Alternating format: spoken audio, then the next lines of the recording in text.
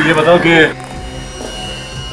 ऐसा हुआ क्या जो तुम्हारी कार अचानक रुक गई? पता नहीं, आज तक तो ऐसा कभी हुआ नहीं। मुझे तो यकीन नहीं हो रहा है कि मेरी गाड़ी रास्ते पे बंद पड़ सकती है ऐसे।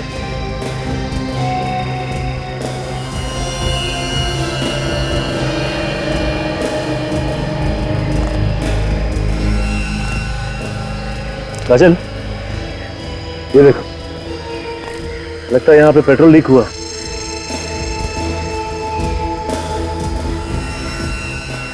इतना सारा पेट्रोल अचानक कैसे गिर सकता है? काजल, क्या है, कभी कभी चलती गाड़ी में भी पत्थर उछल कर लग जाता है।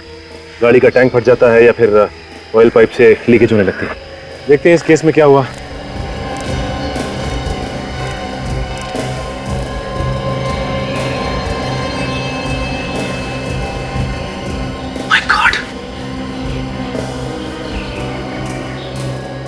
पेट्रोल पाइप में छेद किया गया है, जानबूझकर किया गया है ये छेद। मतलब सर किसी ने प्लानिंग के साथ ये सब किया है ताकि निहाल की कार का पेट्रोल यहाँ खत्म हो जाए और कार यहाँ का रुक जाए, जहाँ दूर दूर तक कोई भी इसे ठीक करने वाला ना हो। मगर ऐसे छेद कौन करेगा? क्योंकि घर से चलने से पहले मैंने चेक किया था, सब ठीक ठाक था। लेकिन ये पेट्रोल पाइप में जिसने भी छेद किया है वो यहाँ आसपास ही किया है, दूर नहीं। क्योंकि अगर दूर छेद किया होता तो गाड़ी यहाँ तक पहुँचती नहीं।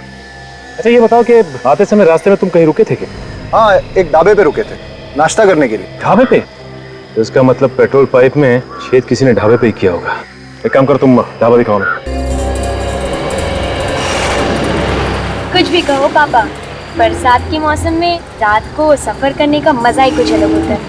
लेकिन बारिश होती तो और मजा आता। क्यों बुआ? सही कह रही है। अच्छा हुआ कि हमने एक बाहर निकलने का प्लान बना लिया, वरना घर पे बैठ के टीवी देख रहे होते।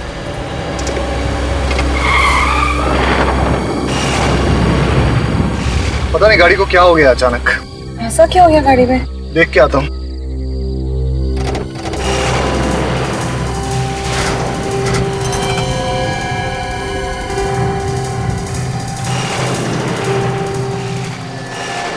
क्या हुआ यार? कुछ समझ में नहीं आ रहा है, पता नहीं क्या हुआ है। लो, भगवान ने किसी को हमारी मदद के लिए भेज दी।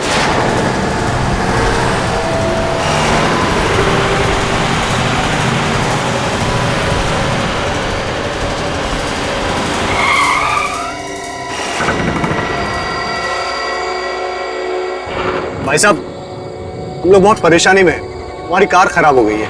यहाँ आसपास कोई गैराज है क्या? गैराज? और यहाँ गैराज कहाँ से आएगा? कोई होटल वगैरह? यहाँ कोई होटल नहीं है। हाँ, लेकिन एक जगह मैं जानता हूँ जहाँ तुम लोग रात गुजार सकते हो। कौन सी जगह है वो? यहाँ पास में ही एक बंगलो है, बड़ा पुराना सा घर। वो जगह तुम लोगों के लिए सही रहेगी। जल्दी बोलो, मेरे पास वक्त नहीं है, मुझे पास के गाँव में कुछ काम है। ठीक है भाई साहब, क्या आप हमें उस बंगले तक ड्रॉप कर सकते हैं? बैठ जाओ। एक मिनट, हम जरा सामान ले लेते हैं। ले लो।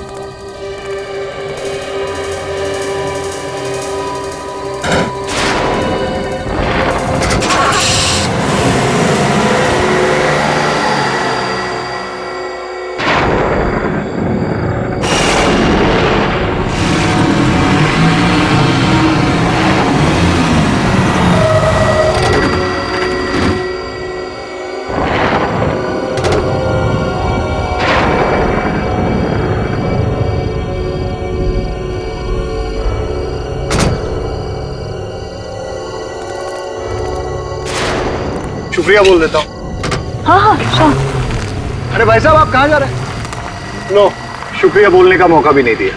वैसे काफी परेशानी उठाई इन्होंने अपने लिए। नहीं अच्छा हुआ इन्होंने हमें छोड़ दिया, वरना सारी रात जंगल में काटनी पड़ती। चलो अभी चलते हैं अंदर, देखिए कौन है अंदर। चलो। आराम से। ये है बंगला। पापा, मुझे तो ये घर बहुत अच्छा लगा। आपको कैसे लगा घर?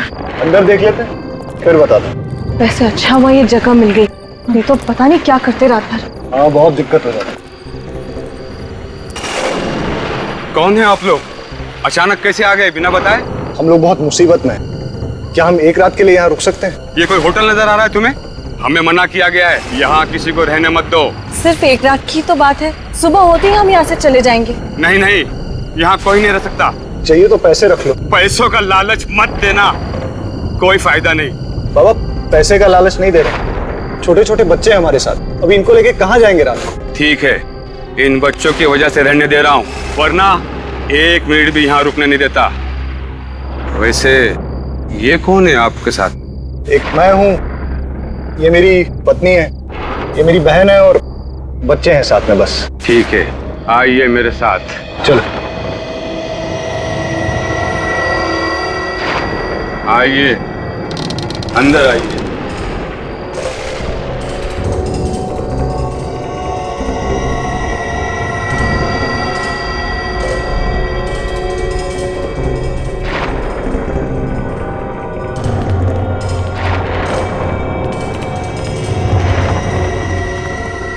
निहाल, यहाँ तो बिजली भी नहीं है, रहेंगे कैसे? फिर भी जगह बहुत अच्छी है। मैं आप लोगों के लिए कमरे खोल देता हूँ।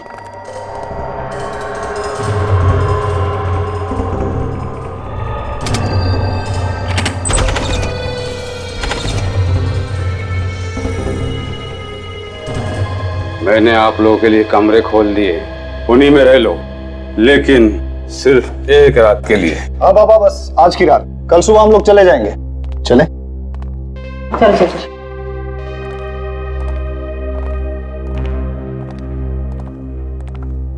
बच्चों, तुम लोग वो वाला रूम ले लो गुड नाइट। Good night. और दरवाजा बंद कर लो। सो जाना। हाँ हाँ, बाय। Good night. रिया, जी भैया। ये वाला रूम। ठीक है भैया। ओके। गुड नाइट भैया। Good night. और हम लोग यहाँ चलते हैं।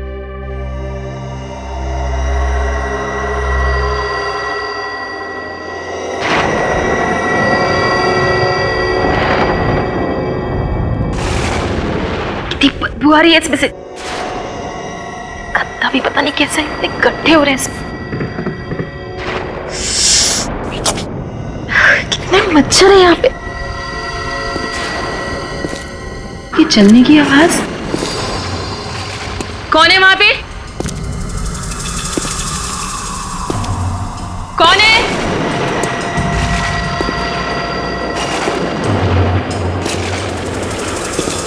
कौन चल रहा है यहाँ पे? कौन है? कौन है?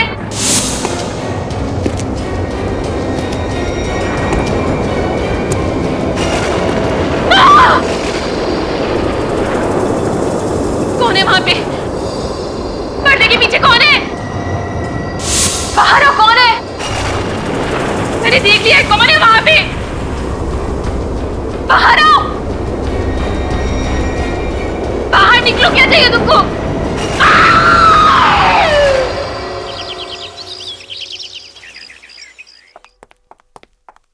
ये रेडी। निहाल साहब, आप लोग तो वाकई में जबान के पक्के निकले। सब तैयारी हो गई? आप लोग का सामान कहाँ है? बाबा, मुझे आपसे कुछ बात करनी थी। क्या बात करनी है? बुरा मत मानिएगा, मुझे और मेरे परिवार को ये जगह बहुत पसंद आई। क्या हम यहाँ एक और दिन रह सकते हैं? नहीं नहीं, आप लोगों ने मुझे जुबान दी थी कि सुबह होते ही आप लोग चले जाएंगे, और आप लोगों को चले जाना चाहिए, यही अच्छा है। आप बात को समझिए, ये जगह मुझे इतनी पसंद आई है ना कि मैं इसे खरीदना चाहता हूँ। खरीदना चाहते हो? क्या फायदा खरीद कर? यहाँ बिजली नहीं है और कुछ भी नहीं है। ऐसा क्या पसंद आ गया आपको इस घर में? बस दिल आने की बात है बाबा। जगह खूबसूरत है, दिल आ गया। और इस घर की बनावट बहुत अच्छी है। पुराने किस्म के घर लोग कैसे बनाते थे, देखकर बहुत अच्छा लगा। अब तो हम यहाँ रह सकते हैं। हम कल चले जाएंगे, पक्का।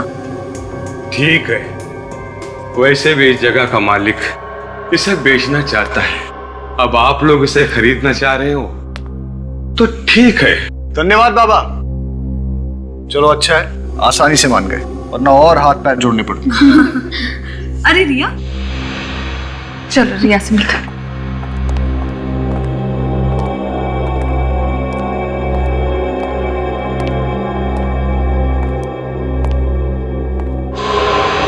क्या हुआ रिया? तुम चुपचाप क्यों? तुम बोल क्यों नहीं रही हो रिया? क्या हुआ रिया? कुछ हुआ है। क्या? मैं सारी रात सो नहीं सकी। क्यों? बोलो रिया। जैसे मैं सोने वाली थी, मुझे मेरे कमरे के बाहर किसी की चलने की आवाज सुनाई दी। चलने की आवाज?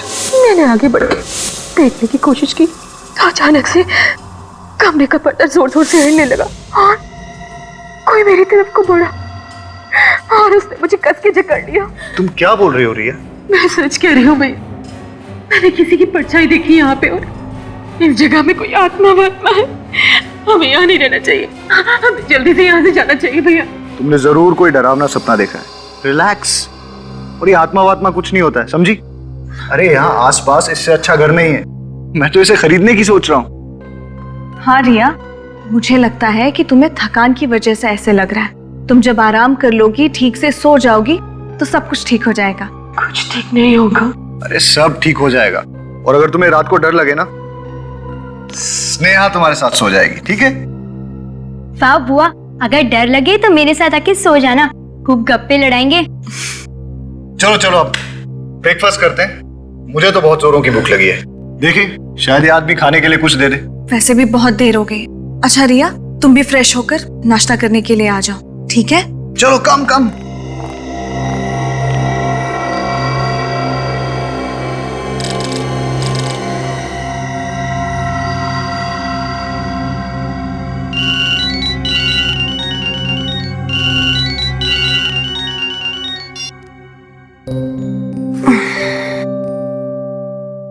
Good morning. Good morning. Good morning.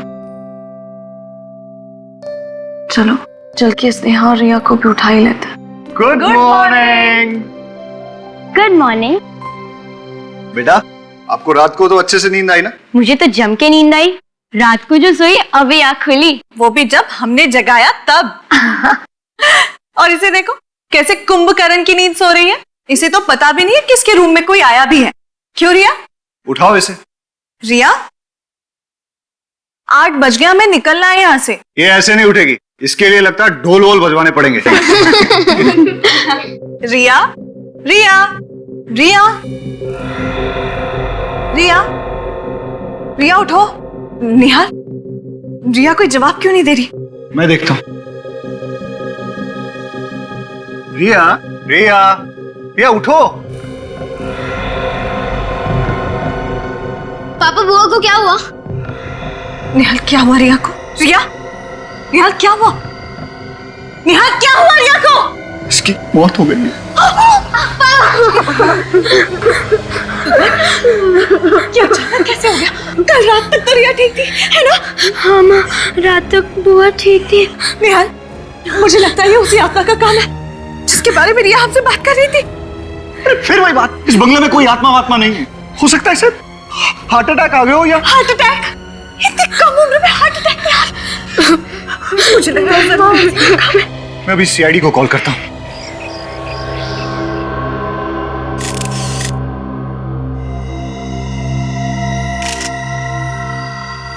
Sachin, ready? जरा आसपास देखो, देखो कुछ अजीब दिखता है क्या?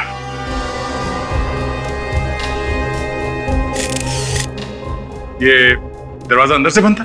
नहीं सर, बंद नहीं था। तो कोई भी आसानी से घुस सकता था।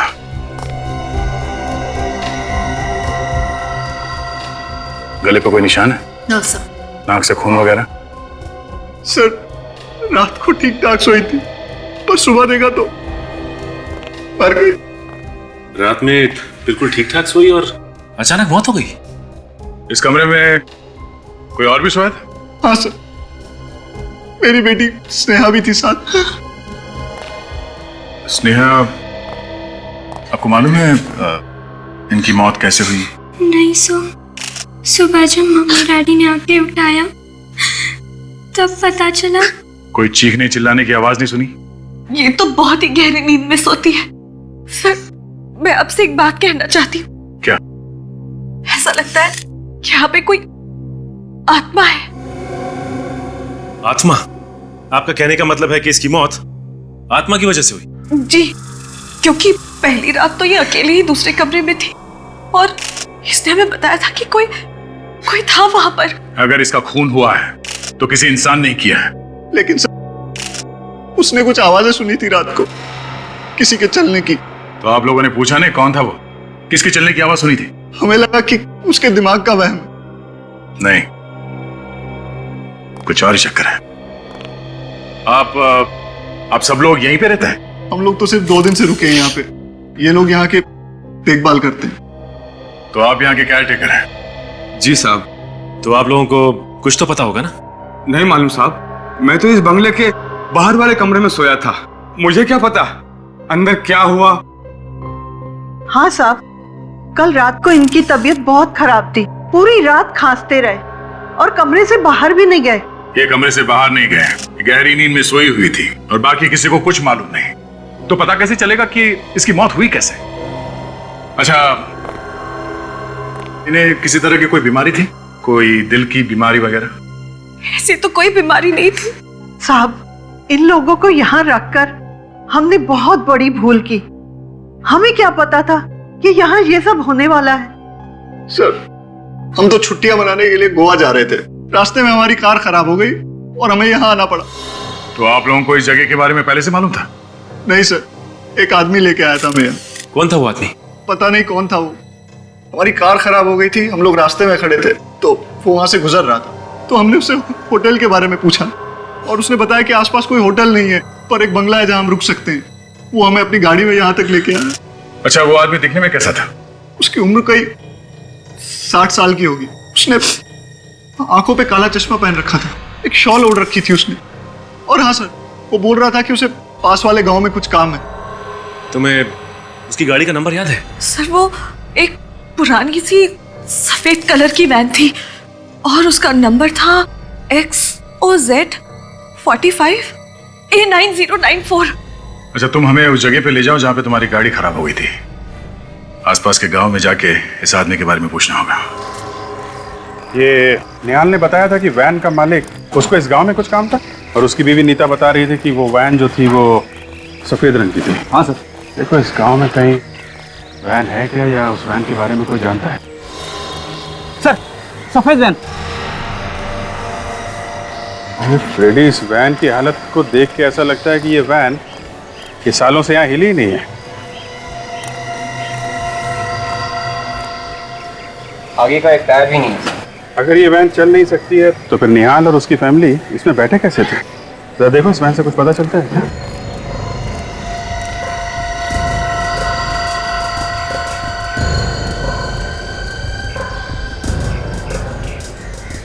क्या सर, गाड़ी का नंबर वही है जो निहाल की पत्नी ने बताया। सर, गाड़ी के अंदर का आधा सामान गायब है सर। अगर ये गाड़ी किसकी है जरा पता करो, इनसे पूछ, इनसे। भाई साहब, इस गाड़ी का मालिक कौन है? सर, मैं इस वैन के मालिक को जानता था। जानता था? क्या मतलब? अभी कहाँ है वो? सर, इस वैन के मालिक की मौत 6 साल पहले हो गई थी, तब से ये वैन यहीं खड़ी है। एक मिनट, इस वैन का जो मालिक था वो बुढ़ा सा था, काला चश्मा लगाता था और शाल वगैरह ओढ़ता था? हाँ सर, मैं उसी के बारे में बोल रहा हूँ सर, लेकिन अब वो इस दुनिया में नहीं रहे। लेकिन आप लोग मुझसे ये सब क्यों पूछ रहे हैं? देखिए, हम लोग CID से एक केस के सिलसिले में पूछताछ करें। CID? भाई साहब, इस वैन का मालिक सचमुच मर चुका है क्या? हाँ, ठीक है, अभी आप जा सकते हैं। जरूरत होगी तो दोबारा बुलाएंगे। Thank you. सर, मुझे तो लगता है निहाल को आत्मा ने लिख दी थी, तो अभी तो निहाल बच गया और उसकी बहन मर गई। तुम्हारी ये जो भी आत्मा है ना, मैं उसको पकड़ के ही छोड़ूंगा।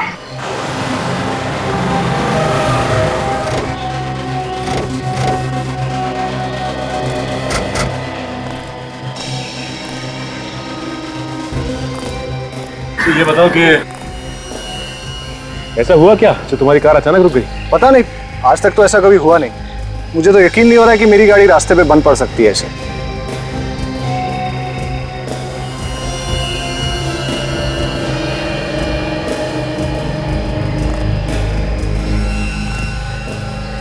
काजल, ये देखो, लगता है यहाँ पे पेट्रोल लीक हुआ।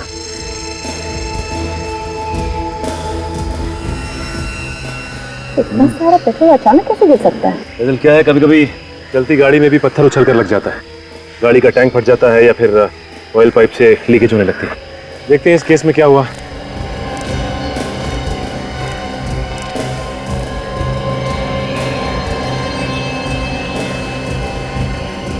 माय गॉड, पेट्रोल पाइप में छेद किया गया है, जानबूझकर किया गया ये छेद। मतलब सर, किसी ने प्लानिंग के साथ ये सब किया है। ताकि निहाल की कार का पेट्रोल यहाँ खत्म हो जाए और कार यहाँ का रुक जाए, जहाँ दूर दूर तक कोई भी इसे ठीक करने वाला ना हो। मगर इसे छेद कौन करेगा? क्योंकि घर से चलने से पहले मैंने चेक किया था, सब ठीक ठाक था। लेकिन ये पेट्रोल पाइप में जिसने भी छेद किया है वो यहाँ आसपास ही किया है, दूर नहीं। क्योंकि अगर दूर छेद किया होता तो गाड़ी यहाँ तक पहुँचती नहीं। अच्छा ये बताओ कि आते समय रास्ते में तुम कहीं रुके थे क्या? हाँ, एक ढाबे पे रुके थे नाश्ता करने के लिए। ढाबे पे? तो इसका मतलब पेट्रोल पाइप में छेद किसी ने ढाबे पे ही किया होगा। एक काम करो, तुम ढाबा दिखाओ ना। तारिका खून का जो तरीका मेरी समझ में आ रहा है उससे इसके शरीर पर उंगलियों के निशान आना मुश्किल है। तो फिर और कौन सा तरीका हो सकता है सारंगे? इस लड़की का रिया का नाक और मुंह दबाया गया है। मतलब इसका खून किया गया है? इसकी मौत दम घुटने की वजह से हुई? एग्जैक्टली। तो क्या इसके चेहरे पे कोई उंगलियों के निशान नहीं है? नहीं बॉस, उंगलियों के निशान इसलिए नहीं है क्योंकि इसका मुंह किसी और चीज से दबाया गया है। किसी और चीज से मतलब? तारिका सब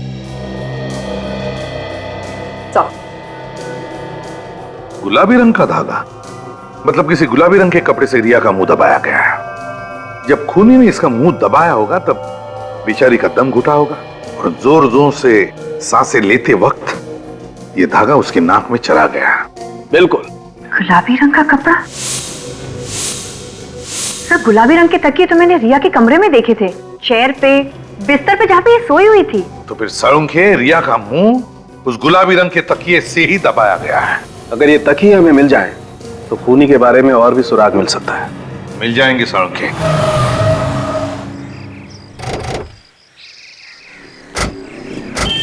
यही वो ढाबा है जहाँ हमने नाश्ता किया था। और गाड़ी कहाँ खड़ी की?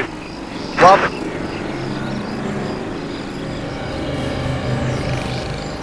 ये इधर ही गाड़ी खड़ी है। इस जगह पे पार्क की थी गाड़ी? हाँ। ये देख रही हो काजल, पानी में काफी पेट्रोल गिरा था। तो हो सकता है जब ये लोग यहाँ नाश्ता करने बैठे थे उसी दौरान किसी ने यहाँ आकर छेद कर दिया पाइप में। अच्छा ये बताइए कि जब आप नाश्ता कर रहे थे यहाँ पे गाड़ी के आसपास कुछ गड़बड़ देखा? कुछ नहीं, ऐसा तो कुछ नहीं दिखा था। क्या हुआ भाई साहब, क्या खो गया है? आप लोग क्या ढूंढ रहे हैं? सुराग ढूंढ रहे हैं। किस चीज का सुराग? देखिए हम लोग सीआईडी से और कुछ छानबीन कर रहे हैं। आपने इन भाई साहब को यहाँ पे फैमिली वालों के साथ नाश्ता करते हुए देखा था? साहब हर रोज न जाने कितने आते हैं हमारे ढाबे पर। मैं आया था परिवार के साथ और ये सामने बैठा था चारपाई पे। अरे याद करो भाई। हाँ साहब, ये शायद ये रात को आए थे। चलो इतना याद है तो फिर ये भी याद होगा, यहाँ पे गाड़ी के आसपास तुमने किसी ऐसे आदमी को देखा जो कुछ गड़बड़ लगा हो? हाँ साहब, एक गाड़ी यहाँ खड़ी थी और गाड़ी के चक्कर लगा रहा था एक आदमी। मुझे तो पहले लगा वो गाड़ी का मालिक है, फिर ख्याल आया कि वो कहीं गाड़ी का चोर तो नहीं है। फिर क्या किया तुमने? मैंने अपने पास बुलाया, उससे पूछा भाई तू है कौन? तो मेरे बात का जवाब नहीं दिया, तो फिर मैंने भगा दिया उसको। कमाल है। अच्छा कुछ पता है कैसे दिखता था वो? दिखने में लगभग 60 साल का था, काला सा चश्मा पहने हुए था और मुंह पर वो तौल ओढ़े हुए था। सर ये वही आदमी जिसने हमें लिफ्ट दी थी। जिसने लिफ्ट दी वही आदमी ने पेट्रोल पाइप में छेद कर दी? ये खून बहुत सोच समझ के किया गया है। सर सालुंके साहब, इस तकिए के कवर पे से आपको फिंगरप्रिंट मिल तो जाएंगे ना? मिलेंगे, अगर तुम थोड़ी देर शांत खड़े रहोगे तो। सारंगे, अलग तरीका है उंगलियों के निशान उठाने का? हाँ बॉस, एकदम अलग तरीका है। कैसे? ये देखो, ये गोल्ड डस्ट। हाँ। इस गोल्ड डस्ट को मैं इस कपड़े पर स्प्रिंकल करूंगा और फिर यहां से एक गैस पास होगी जो इस वैक्यूम से होते हुए इस केमिकल में जाएगी और यहां से रिएक्ट करके ये गैस इस कपड़े पर फैल जाएगी और इस कपड़े पर पसीने के निशान तो पहले से ही होंगे। सारंगे, पसीने तो उड़ जाता है, सूख जाता है। हाँ, उड़ जाता है, सूख जाता है, लेकिन उड़ने के बाद अपने कुछ निशान छोड़ जाता है, जैसे नमक, एसिड, एल्कली वगैरह वगैरह। अल्कलीन एसिड वगैरह? दया, वो सब कुछ कपड़े पर होता है, सब कुछ होता है मगर हमें अपनी आंखों से दिखाई नहीं देता है। अब हम इस गैस के जरिए इस कपड़े पर वो सब कुछ देख सकेंगे। और एक बात सारंगे, ये कवर उसी तकिए का है जिसकी वजह से रिया की मौत हो गई, मुंह दबाने से। ये कैसे पता चलेगा? पता चलेगा नहीं बॉस, पता चल चुका है, क्योंकि इस तकिए पर से हमें रिया का थूक भी मिला है, जो शायद रिया का मुंह दबाने के बाद उसके मुंह से निकला होगा। अच्छा सर, ये गैस है कौन सी? सचिन, है पेलिकुलाइन bromo gas. Alkaline bromo gas? आपको जब पता चल ही गया है कि इस पे अल्कली वगैरह है तो ये सब करने की क्या जरूरत है? जरूरत है दया, थोड़ा समय रखो और आप लोग ये मास्क पहनो और ये ग्लासेस लगा लो।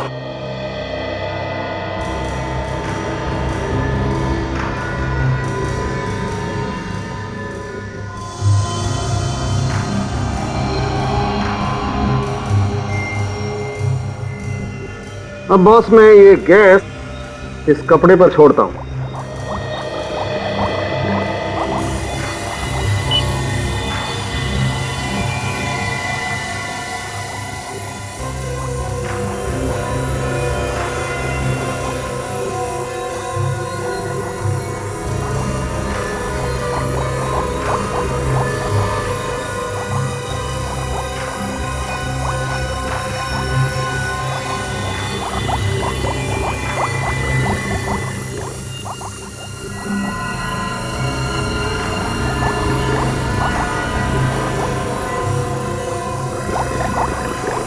ये देखो बॉस, ये पसीने के नमक, एसिड और अल्कली ने क्या जादू कर दिया। उंगलियों के निशान। तूने तो कमाल कर दिया, बड़ा दुख हो रहा है मुझे। है? दुख क्यों हो रहा भाई? अरे यार कभी तो मुस्कुराते हुए तारीफ कर दिया करो। किस खुशी में? अरे इतना काम कर रहा हूं इस खुशी में। अभी तेरा काम ही तो है।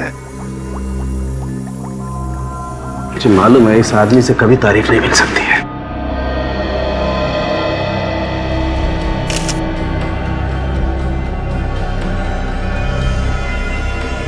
ये देखो बस, उस तकिए के कवर पर जो उंगलियों के निशान थे वो ये रहे।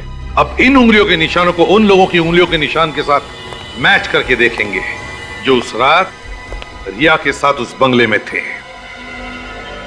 सचिन सर, काजल को बोलो उन लोगों को लेकर आए। आइए। आपने हमें यहां क्यों बुलाया? खूनी का पता चल गया है क्या? नहीं, खूनी का पता नहीं चला है। आपकी उंगलियों के निशान लेने के लिए आपको यहां बुलाया। तो चलिए अब सब लोग एक एक करके अपनी उंगलियों के निशान दीजिए। हमारी उंगलियों के निशान? जी हाँ। तो क्या खून हमने किया है? आप इनके निशान क्यों नहीं लेते, केयर टेकर्स के? क्यों? खून हमने थोड़ी किया है। देखिए खून किसने किया है या नहीं, ये सर्टिफिकेट तो नहीं है तुम लोगों के पास। तो जब तक खूनी का पता नहीं चलता और जब तक हम तुम्हारी उंगलियों के निशान मैच करके नहीं देखते, तब तक तुम सब पर हमारा शक है। चलिए आइए, आप आइए पहले, चलिए। ये आप लोगों की बहुत गलत बात है। परिवार के लोगों पर ही शक कर रहे हैं आप। चलिए आइए, अपनी उंगलियों के निशान दीजिए। चलिए प्लीज।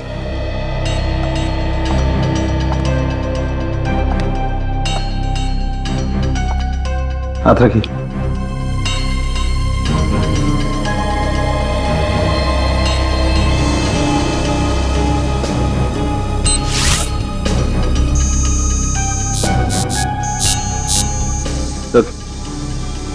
आप आइए प्लीज।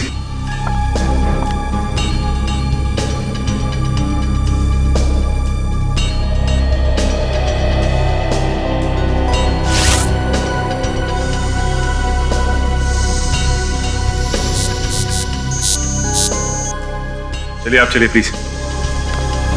चलो।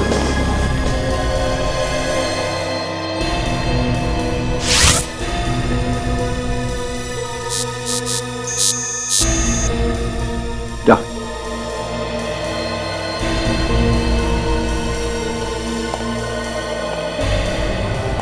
हाथ रखो।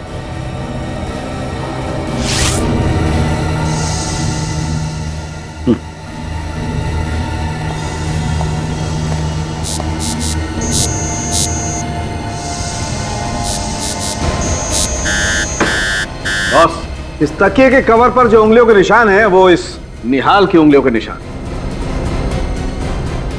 रिया का खून तुमने किया। मैंने किसी का खून नहीं किया। मैं अपनी बहन का खून क्यों करूंगा? सबूत तुम्हारी आंखों के सामने है। ये उंगलियों के निशान वो भी तुम्हारे हैं। इसका एक ही मतलब है निहाल, अपनी बहन का खून तुमने ही किया। वाह, पहली बार ऐसा आदमी देखा जो अपनी बहन का खून करने के बाद कह रहा है कि मुझे कुछ मालूम नहीं।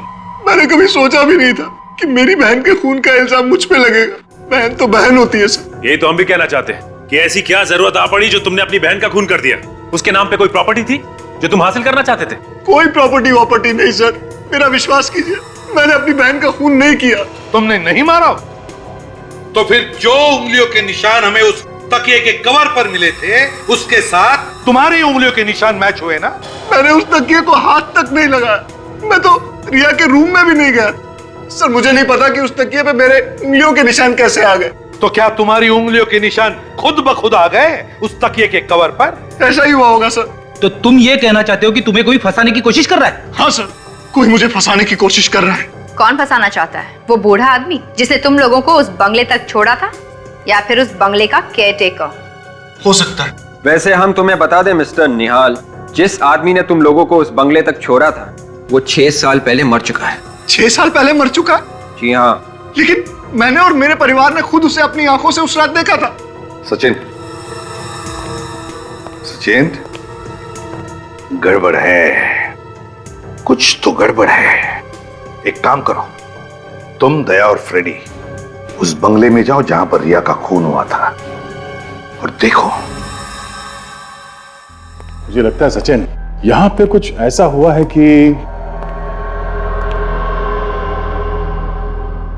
क्या फ्रेडी, क्या बात है? अगर उन लोगों को पता चल गया कि हम लोग यहाँ पे हैं तो क्या डर लग रहा तुम्हें? नहीं, डर कौन रहा है? फ्रेडी, अपनी चोंच बंद करो और चुपचाप वहां दीवार की तरफ मुंह करके खड़े हो जाओ। जाओ, आवाज़ें आ रही हैं। चुप जाओ।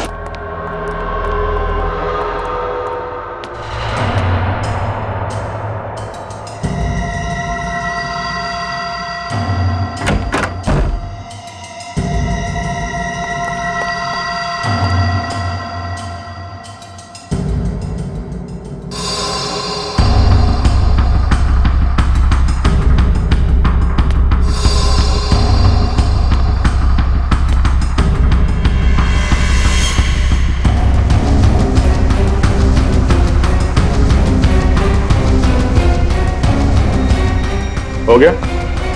हाँ? निहाल, मैंने पूछा तुम्हारा काम हो गया? ऐसे चुप रहने से काम नहीं चलेगा। इस तकिए से किसका खून कर रहे थे? हाँ? किसका? इस पुतले का? हाँ? ये होश में नहीं है या फिर होश में ना होने का नाटक कर रहा है? अक्सर लोग अपनी जान बचाने के लिए तरह तरह के बहाने ढूंढते हैं। ऐसे बुत बन के खड़े रहने से काम नहीं चलेगा। निहाल! सर, इसकी आंखों की पुतली अब बड़ी अजीब सी दिख रही है सर।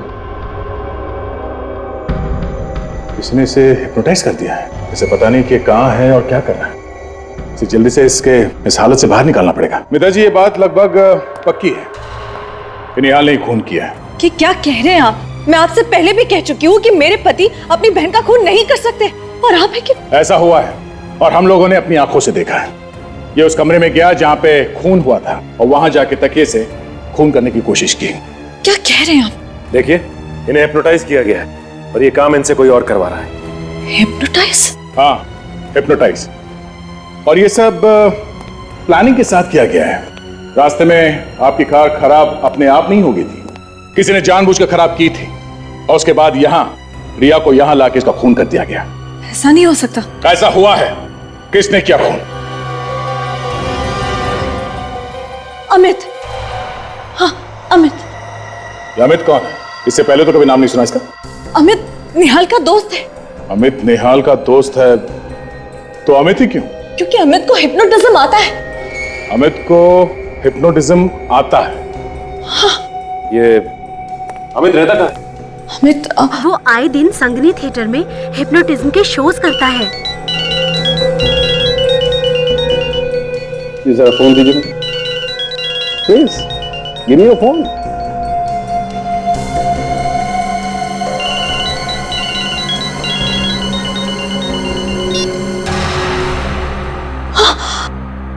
देखा? निहाल, ये सब क्या हो रहा है?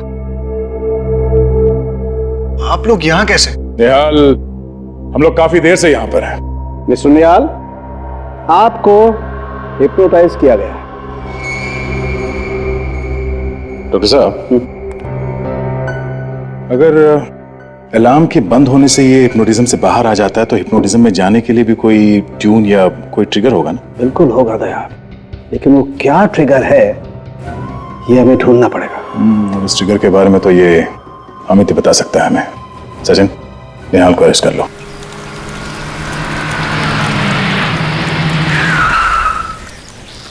विवेक, ये वही संगनी थिएटर है ना जो निहाल की बीवी मीता ने बताया था? हाँ, और अमित कुछ ही देर में परफॉर्म करने वाला है यहाँ पे। एक बात समझ में नहीं आ रही है, अमित ने निहाल को हिप्नोटाइज किया ही क्यों? हाँ फ्रेडी, ये बात तो है। ये चीखने की आवाज सुनी तूने? हाँ।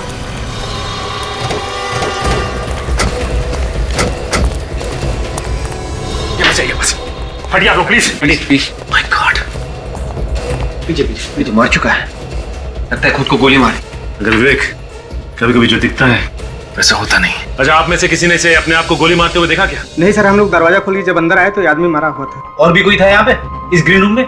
नहीं सर, यहाँ पे तो और कोई नहीं था। कोई ऐसे ही दरवाजा खुला छोड़ के आत्महत्या नहीं करेगा। हाँ विवेक, इसी सवाल का जवाब हमें भी ढूंढना है। अच्छा, इस गन को ध्यान से देखिए, इस पे साइलेंसर लगा हुआ है, और ये देखिए इसका नंबर मिटाया गया है। किसने किया ये? नहीं सर, इसके बारे में पता नहीं है। ठीक है, देखिए वैसे पेपर।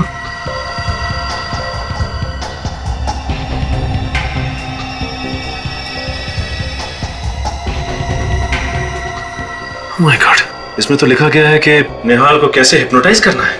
उसके नीचे ये भी लिखा है सम्मोहन अवस्था से कैसे बाहर निकलना है। मतलब उस बंगले का केयर टेकर जब जब रात में खांसेगा तब तब निहाल हिप्नोटाइज्ड हो जाएगा, और जब जब उसके मोबाइल का अलार्म बज के बंद होगा तब तब वो हिप्नोटिज्म से बाहर निकलेगा। मगर ये अमित उस देखभाल करने वाले बूढ़े आदमी को जानता कैसे था? हमें ये भी पता करना चाहिए। और साथ में ये भी पता करना होगा कि इसने आत्महत्या ही की है या फिर इसका खून हुआ है।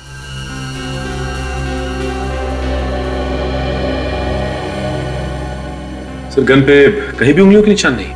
नहीं सचिन, और इस गन का नंबर भी सैंड पेपर से घिस घिस के मिटा दिया गया है। हो सकता है साळुंखे खून करते वक्त खूनी ने ग्लव्स पहने होंगे और इसीलिए उस पर कोई उंगलियों के निशान नहीं। लेकिन बॉस, इस सब के बावजूद मुझे इस गन पर से पाउडर जैसा कुछ मिल गया है। वो क्या है सर? ये देखो, ये कुछ तंबाकू का चूरा जैसा लगता है बॉस। तंबाकू का चूरा?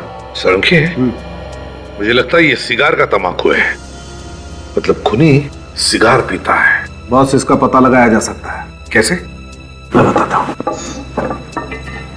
आओ बॉस, ये जो केमिकल है ना बॉस, इसमें अगर किसी चीज पर सिगरेट का धुआं भी लगा हो ना तो पकड़ में आ सकता है। अच्छा, तो फिर देखते हैं।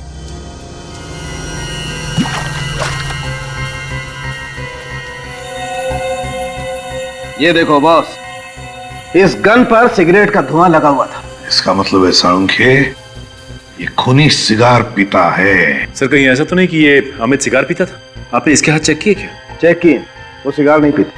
सर, हमें उस आदमी को ढूंढना होगा जो सिगार पीता है।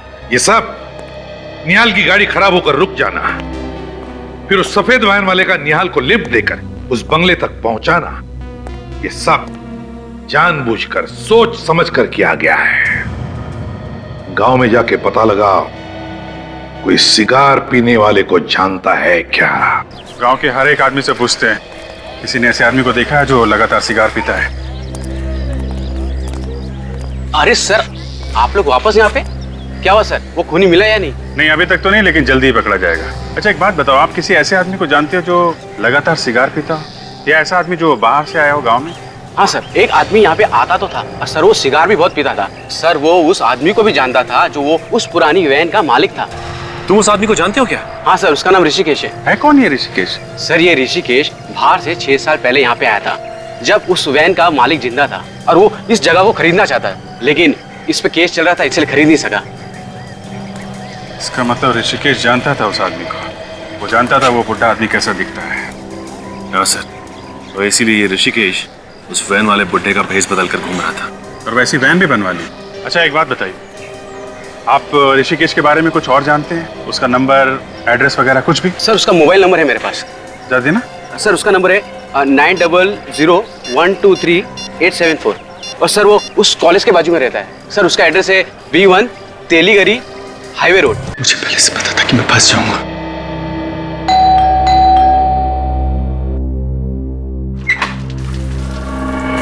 तुम ऋषिकेश हो ना? हाँ, आप लोग?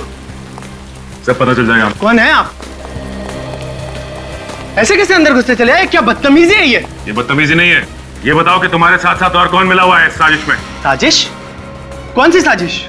ये रिया और अमित की मौत की साजिश में। और किस साजिश में? अमित और रिया की मौत की साजिश? हाँ, और वो वैन कहाँ पे जो तुमने बनवाई है? वैन? कौन सी वैन की बात कर रहे हैं आप लोग? मेरे को समझा नहीं। तुम्हें सब पता है, नादान मत बनो तुम। बताओ कहाँ है?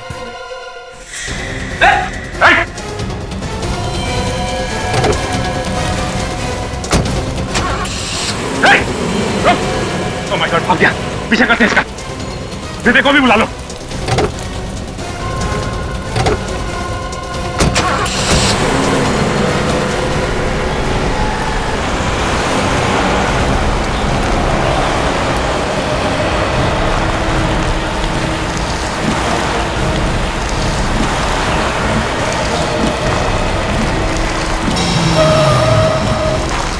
काम करता हूँ, मैं गाड़ी साइड में लगा लेता हूँ, इन पर नजर रखते हैं।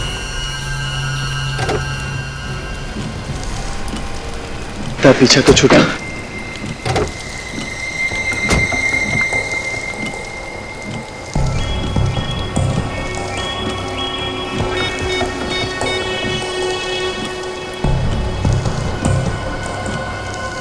फोन कर रहा है। हाँ कहाँ हो? यार जल्दी आओ ना। तुम यहाँ आओगे तो मैं सब बताता हूँ। यार वैसे ही सीआईडी वाले पीछे पड़ गए। हाँ वही पुरानी वाली जगह पे। हाँ जल्दी आओ। तो आने वाला और ये उसी का इंतजार कर रहा है। हाँ विवेक, इसके हाव भाव को तो देख के यही लगता है कि यहाँ पे किसी को मिलने के लिए बुलाया है। कोई गाड़ी आई है।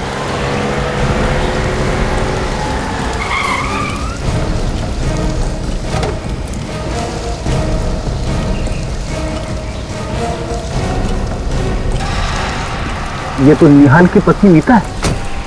इस समय इतनी बारिश में तुमने मुझे यहाँ क्यों बुलाया? क्या इमरजेंसी है? इमरजेंसी? सीआईडी के लोग मेरे पीछे पड़े हुए और तुम इमरजेंसी की बात कर रही हो? ये यहाँ पे कैसे? चल के पूछते हैं। सीआईडी और हमें इस तरह एक साथ किसी ने यहाँ पे देख लिया ना तो लेने के देने पड़ जाएंगे। सीआईडी वाले आ गए।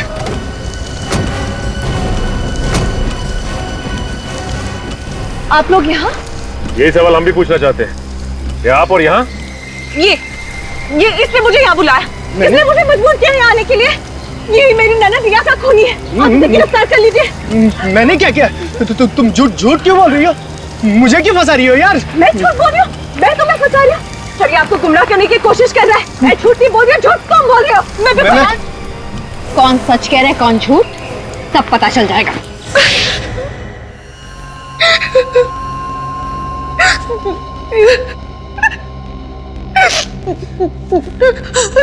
बता, क्यों मारा तुमने अमित और रिया को? निहाल को फंसाने के लिए। निहाल को फंसाने के लिए? तुमने अपने ही पति को फंसाया, लेकिन क्यों? मैं प्यार ऋषिकेश से करती थी, लेकिन मेरी शादी निहाल से हो गई।